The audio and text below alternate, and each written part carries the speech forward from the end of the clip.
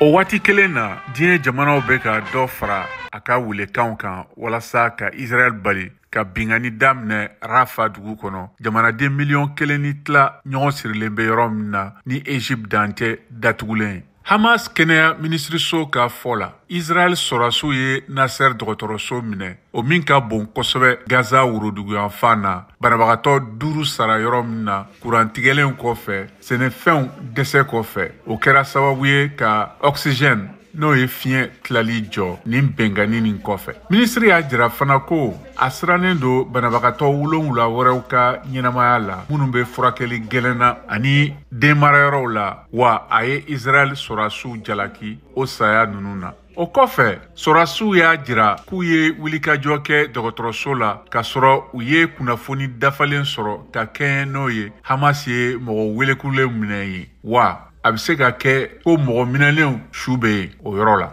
IDF Special Forces were compelled to operate in the Nasser hospital to fulfill our mission. A y'a jira jumadon ko ale ye jatigɛ walekɛla 20 kɔ minɛ minnu tun sen bɛ Hamas ka bingani na min ma deli ka kɛ fɔlɔ Israel jamana na. Octobre kalo tɛmɛnen o tile 7 na mɔgɔ 10 ni caman minnu minɛna.